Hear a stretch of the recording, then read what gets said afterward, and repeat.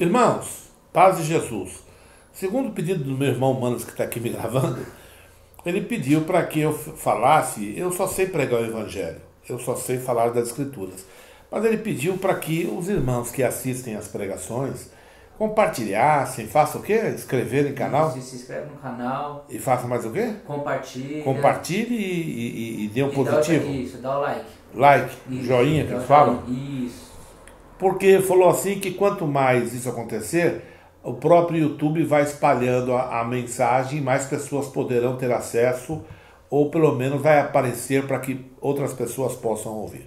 Bem, desta feita, irmãos, eu queria, como eu gravei um vídeo a semana, acho que foi passada, não me lembro, a respeito do arrebatamento, e eu quero continuar nisso porque eu vejo pessoas falando do arrebatamento com leviandade, com sarcasmo, como se fosse coisa de idiota, não é? Então eu queria mostrar aos irmãos que as palavras pejorativas usadas por eles têm um cunho malicioso, um cunho depreciativo, ou de diminuir ou tornar os que creem no arrebatamento antes da tribulação, ou pelo menos parecerem ser idiotas, ou alienados, ou não sábios, qualquer coisa desse tipo. Mas me permita dizer, existem pelo menos três grupos distintos dos que creem neste evento. E eu não vou entrar em detalhes muito sérios nem profundos, mas de uma maneira que todos possam compreender. Nós temos primeiro grupo que eu vou me enquadrar. É o grupo dos chamados pré-tribulacionistas. Embora eu não goste desses títulos. Mas para que fique mais compreensível, então, eu faço parte, junto com um grupo bastante significativo dos santos, que creem que a igreja será arrebatada antes do começo da tribulação. E quero fazer uma ressalva. Para mim, bem antes. O segundo grupo é o grupo que crê que a igreja será arrebatada no meio, chamado meso-tribulacionista, no meio da tribulação. E existe o terceiro grupo que crê que os santos serão arrebatados no fim da tribulação. Bem, ouça, irmãos, eu ouvi um comentário em que a pessoa dizia que o arrebatamento secreto, como se o secreto fosse uma invenção de nós que cremos. Não, quem disse isso foi Jesus. Se você zombar disso, está zombando de Jesus. Não importa quem você seja. Não importa o nível de conhecimento que você supõe ter. Você está zombando de Jesus. Jesus falou que será como nos dias de Noé. Noé entrou na arca e ninguém percebeu até que começou o dilúvio. Então, ao entrar na arca, ninguém percebeu. Sim, o arrebatamento será secreto, num abrir e fechar de olhos. Não será público. O público poderá perceber depois de alguns fatos, mas vamos ver isso um pouco para frente. Muito bem. Ora, se a pessoa não crê em um arrebatamento secreto antes da tribulação, por que ela crê que isso se dará no meio da tribulação? Também será secreto. Ou como será então? Então, já anulamos o meso-tribulacionista, tendo em vista que não faz nenhum sentido. O problema é que as pessoas misturam profecias distintas para o povo de Israel e profecias para a igreja, para os santos. São duas coisas distintas. Na verdade, enquanto Deus trabalhou com a igreja, é como se Israel ficasse quieto, não abandonado, porque Deus nunca abandonou Israel, mas foram 2000 anos de história de tristeza. Não houve vitória para Israel. Quando chega no tempo do fim, Israel volta a perceber a mão poderosa de Yahweh sobre a nação de Israel. O povo de Israel percebe o braço estendido sobre Israel, enquanto que a igreja se prepara para ir embora. Estamos exatamente numa mudança de tratamento ou de paradigma no que diz respeito à obra de Deus sobre a terra. Irmãos, ouçam. Eu ouvi uma pessoa dizer assim, claro que o Espírito Santo ficará na terra. Irmãos, o Espírito Santo, como conhecemos, foi dado à igreja. Ele ficará com a igreja e irá com a igreja. É a bênção de Deus para a igreja. Agora, quando você fala em Espírito Santo, você tem que entender que o Espírito Santo é Deus, não é? Mas esta característica do Espírito de Deus sobre a igreja, ela é específica para a igreja. Ela não é dada ao mundo. Não, ela foi dada à igreja. Quando a igreja sair daqui, esta característica do Espírito de Deus também se retirará, não é? Agora, Deus é onisciente, é onipresente, então Deus, o Todo-Poderoso, sim, mas com um aspecto, com uma operação, com uma manifestação da sua deidade diferente da qual ele se relacionou com a noiva de Cristo. Então, nós não podemos ser grosseiros em sair falando coisas, não é? Sem perceber o que estamos falando. Como se fôssemos grandes conhecedores. Eu sei demais, eu estudo há 40 anos, eu cheguei na igreja quando ela nasceu em Pentecostes, estou há 2.000 anos. Isso é uma presunção diabólica, isso é uma arrogância satânica. Ora, o Espírito Santo foi dado à igreja, não foi dado ao mundo. Portanto, quando a igreja se retirar, aquilo que é da igreja, ela leva. E o Espírito Consolador, que guia toda a verdade, que faz lembrar as coisas passadas e anuncia as futuras, foi dado à igreja no dia de Pentecostes. Este ministério será retirado. Então, como será o tratamento após o arrebatamento de Deus com os habitantes da terra, inclusive os que ficarem e os que se converterem na tribulação, não é? Será um tratamento diferente, não será como a noiva é tratada. Por isso que nós dizemos, nós pregadores que cremos no arrebatamento antes da tribulação, nós dizemos o seguinte: meu irmão, se você não está aguentando, se você não consegue ser crente, você não consegue ser cristão, se você não consegue dizer não ao pecado hoje, tua situação será terrível, porque será muito pior. Se você ficar, provavelmente você não vai segurar a onda, porque será terrível. Serão dias terríveis, terríveis. Nunca existiu semelhantes dias na terra. Muito bem. Então, eu creio no arrebatamento antes da igreja, porque a Bíblia me diz isso. Eu quero ler um texto. Profeta Zacarias, capítulo 14, que diz assim, verso 5, diz assim: E fugireis pelo vale dos meus montes, porque o vale dos montes chegará até Azel. E fugireis assim como fugistes no terremoto nos dias de Uzia, rei de Judá. Então virá o Senhor. Ora, irmão, isso aqui é o fim da tribulação. Israel estará absolutamente aniquilado.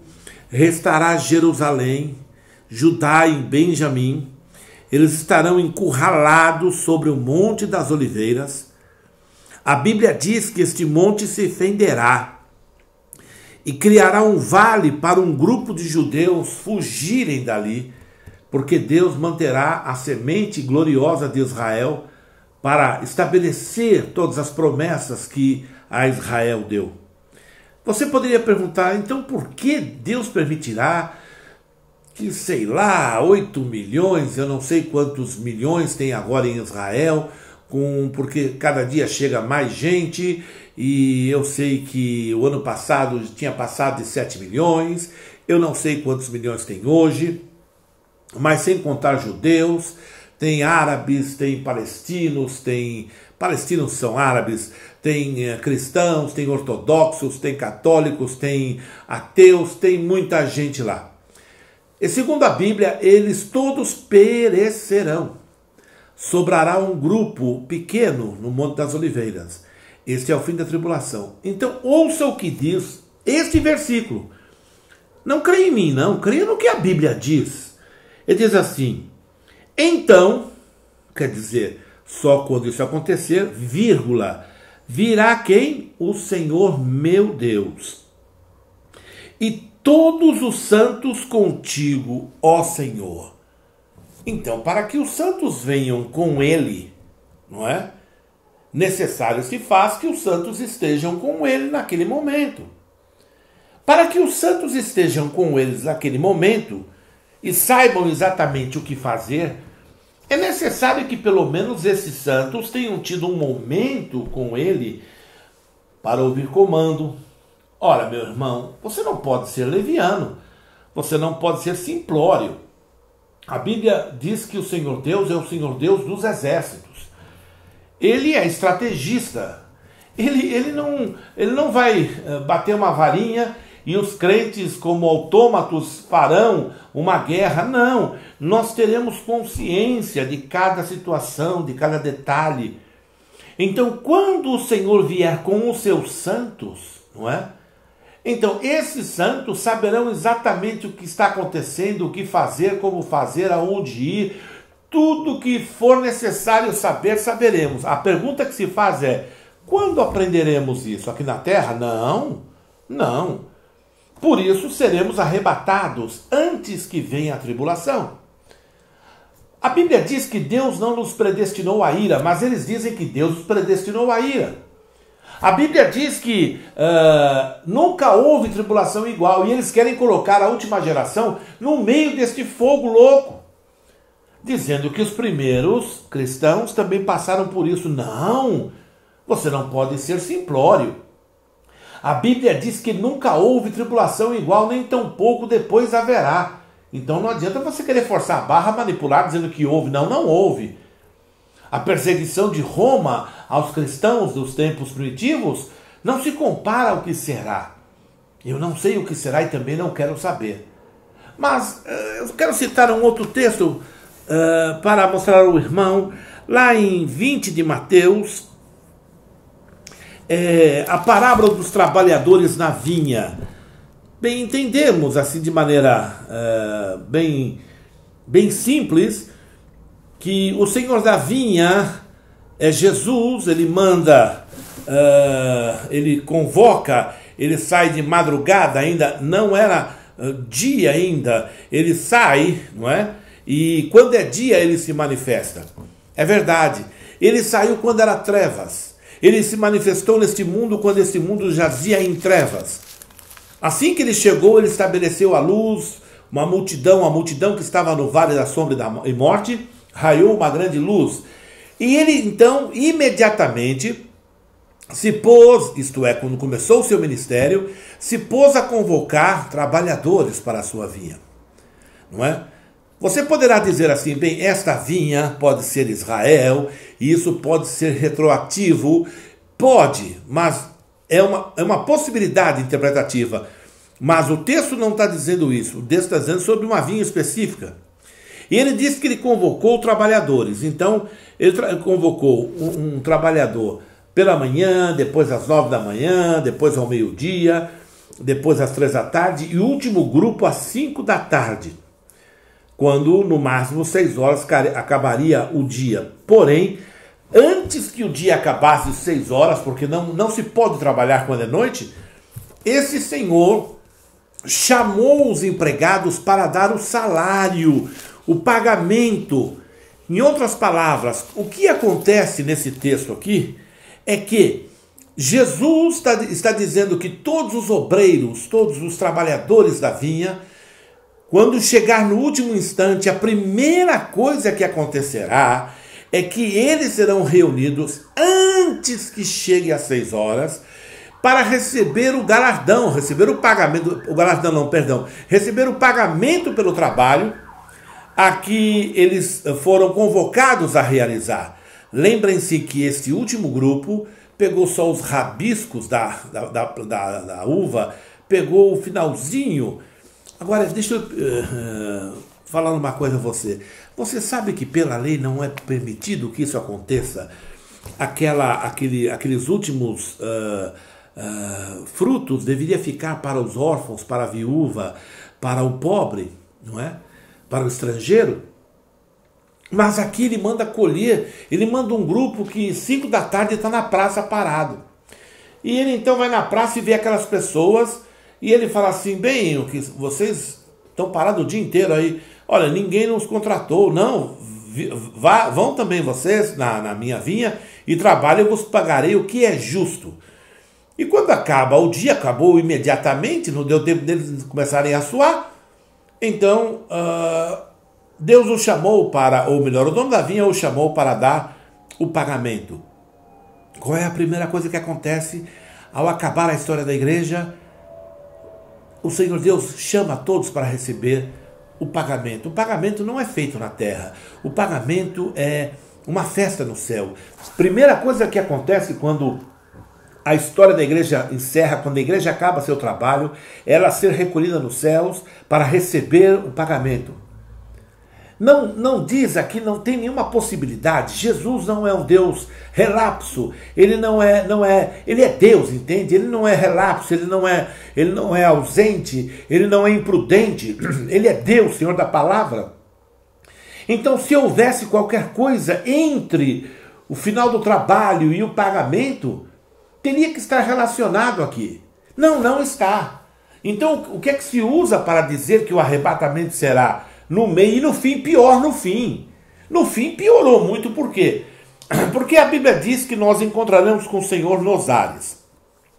E estaremos para sempre com o Senhor. Mas, curiosamente, segundo essas pessoas, nós subiremos, encontraremos aí, por aí, pelas nuvens, será o quê? E voltaremos e desceremos. Porque ele vai estabelecer o reino dele na terra, ele vai lutar a luta de Gog e Magog, do Armagedon, e nós estaremos com ele. Não faz sentido, você não entende que não faz sentido? É uma interpretação grosseira. As pessoas vivem estudando, sem ter a percepção do Espírito de Deus. Ficam estudando, olha o que o grego quer dizer, o que no hebraico, no original quer dizer, e assim por diante, no aramaico, e perdem o melhor da vida. O melhor é perceber Deus, é perceber o Espírito de Deus. Olha, o Espírito de Deus diz aos nossos corações que ele não nos predestinou à ira. Esse é o tempo de ira. Ele não faz isso. Um irmão falou assim, não, irmão, a arca de Noé ficou sobre as águas, ela não foi tirada daqui.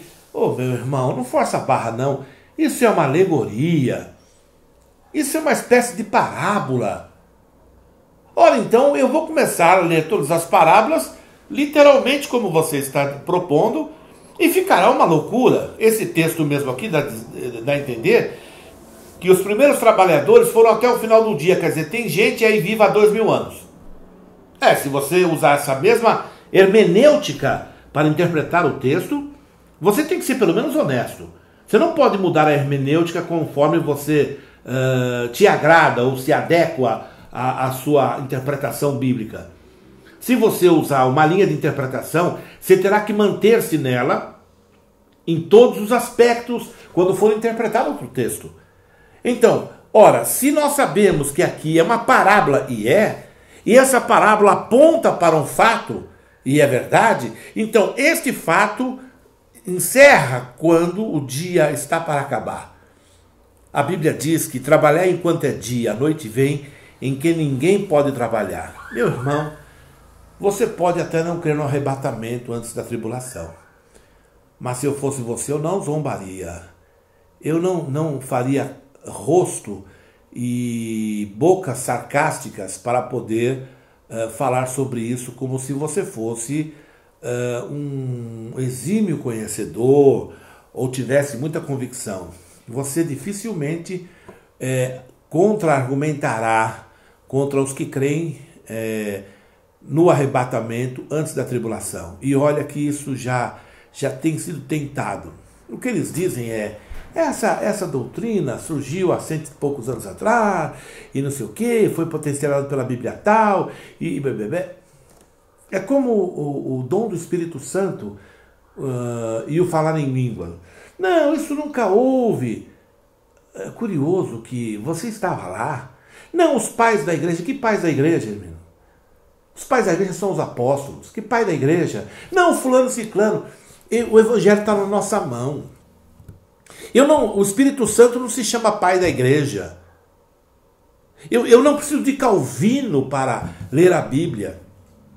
Mesmo porque João, o Calvino, foi um monge católico, discípulo de Agostinho, que também era outro católico, fundadores da doutrina católica. E aqui não há nenhuma crítica a isso. Mas é curioso que vocês criticam a Igreja Católica. Vocês atacam a Igreja Católica, mas vão lá buscar beber da água católica.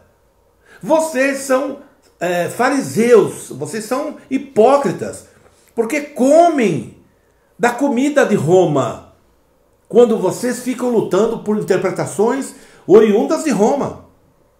E aqui eu sou livre para poder tratar e tramitar nisso, porque não estou aqui atacando Roma. Porque Deus não me levantou para atacar Roma, nem Meca, né? Ele me chamou para pregar o santo evangelho de Cristo e as boas novas de salvação. E é isso que é boas novas. Jesus vai arrebatar a sua noiva. Jesus levará os santos da terra. Então o mal virá. Me permita encerrar dizendo o seguinte. O Senhor Jesus diz assim, que agora, Jesus é quem diz, o príncipe deste mundo será expulso. Sabemos que o príncipe do mundo é o diabo. Se naquele momento o príncipe do mundo seria expulso, e foi de fato, isso quer dizer que ele estava na terra. É conclusivo. E desde quando ele estava na terra? Desde que ele teve a permissão dada por Adão no Éden. E ele ficou na terra. Foi por isso que ele estava no deserto, para tentar o nosso Salvador. Foi por isso que ele transportou Jesus ao pináculo do templo. Ele estava aqui. Muito bem, naquele momento, Jesus o expulsa da terra. E a partir de então, preste atenção, a partir de então, o diabo não está mais na terra. O diabo, o líder, não está mais na terra. Os demônios sim, o diabo não está mais. O Senhor Deus o colocou fora da terra, proibiu-o de estar aqui, porque a igreja teria uma jornada. E a Bíblia diz que ele será lançado novamente na terra. Quando? Ora, se ele expulsou para que a igreja existisse, ele permitirá que esse cara venha quando a igreja se retirar daqui. É difícil para você entender isso? Você crê mesmo no Evangelho? Você crê que nós temos poder sobre demônios? De repente você não crê. Porque se temos poder sobre o demônio, temos poder sobre o diabo. Sim, temos poder sobre o diabo. Temos poder sobre legião, quantas forem. Eu vi um irmão dando um curso de libertação. Irmãos, é de deixar a gente bastante... Meu Deus do céu, quanta cegueira, quanta estupidez, quanta idiotice existe no meio religioso chamado evangélico. Ele dá cursos de libertação. Veja que loucura, só a ideia já é loucura.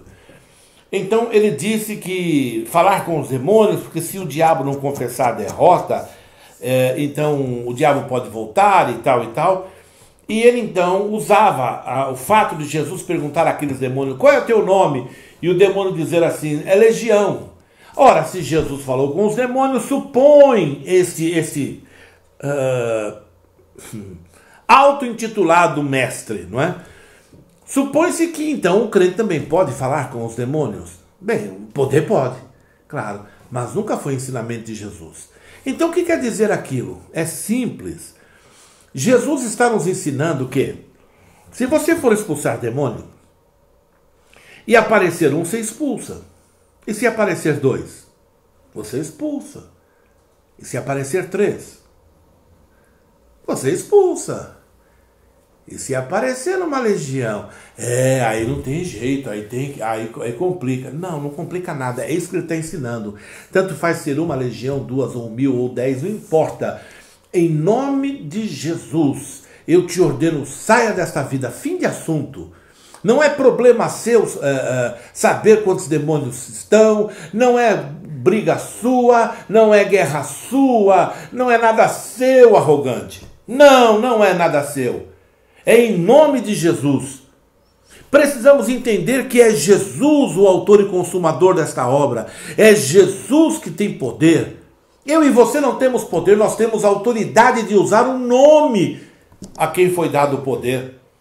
Então, quando você diz, Satanás, em nome de Jesus, sai, ele tem que sair. Agora, você diz que a igreja vai estar na terra e o diabo também. Você é um incrédulo. Provavelmente você não crê no nome de Jesus. Você diz que crê, mas você não percebe que você o nega ao dizer que eu estarei aqui e Satanás estará aqui. Bem, a não ser que eu seja um crente descompromissado, sem consciência, sem nada, porque se Satanás aparecer, eu, Horácio, vou dizer, Satanás, eu te ordeno, saia daqui em nome de Jesus. E ele obedece, sabe por quê? Porque se ele não obedecer, ele será preso não por mim, mas pelo meu Deus. Porque ele é espírito desobediente. Lembra o que aconteceu no Éden? Quando aqueles demônios não mantiveram sua habitação natural, eles desobedeceram, não quiseram ficar onde Deus tinha mandado, Deus os prendeu em prisões eternas. Não é ninguém que fala, Satanás, te lança no abismo, isso é conversa fiada, isso é bobageira, igual aquela interpretação do texto. Vamos chamar a existência. Vamos chamar a existência. Eles usam o texto assim, ora Deus que ressuscita os mortos e chama a existência as coisas que não são como se já fossem. Ei, ora Deus. Ora Deus, moço. Ora Deus, moça. Não é ora você, não. Não é ora eu, não. Quem pensamos ser? Não, mas o nome dele... agora te convém, então você usa o nome dele. Mas para encarar Satanás, você diz que não. É melhor você rever essas coisas. Eu queria encerrar esse texto dizendo a você o seguinte. Ele está fora da terra. Apocalipse capítulo 12 diz que a hora que o filho varão subir, o filho varão é a igreja. Algumas pessoas, não, a igreja é o arrebatamento no capítulo 4, sim, de Apocalipse. Exatamente isso. Só que o livro do Apocalipse é uma história que se sobrepõe, é a mesma história contada duas vezes. Uma, João é levado nos céus, vê tudo do ponto de vista do céu. A segunda parte, João desce e vê outra vez a história do ponto de vista da terra. Faça uma comparação, capítulo 6 de Apocalipse e capítulo 16, e vai seguindo, você verá as taças e as trombetas são exatamente a mesma coisa. Para deixar bem claro, é impossível que Deus vá juizar o sol 3 vezes, vai destruir Babilônia 3 vezes. Porque está isso relatado aqui. Ou isso é repetido, ou então alguma coisa não faz sentido. Eu deixo esses dados, pensem. Não é? Alguns irmãos me fazem perguntas. Mas e o versículo tal? Querido irmão, é muito fácil pegar mastigado, vai estudar. Busque a Deus. E o versículo tal, qual é a dúvida? Pergunte a Deus, Deus, não estou entendendo. Esse pregador falou isso, aquele falou aquilo. E tua palavra diz isso. O teu Espírito pode me dirigir? Faça isso, não é? Seja honesto. Agora, o que normalmente se faz as pessoas ficam dando nomes aos que creem no arrebatamento antes da tribulação, como se fôssemos hereges, coisas desse tipo. Eles são maus, eles são perversos, não é? Mas é gozado que os que esperam o arrebatamento são muito mais animados, são muito mais esperançosos. E os demais não, estão se preparando. Sabe o que... Tem um irmão, eu gosto dele, Richardson, qual é o primeiro nome dele? Esqueci o nome dele, um americano. Ele falou assim, não, uma maneira de se preparar é separando comida, enlatados, compre enlatados, compre... Você é maluco?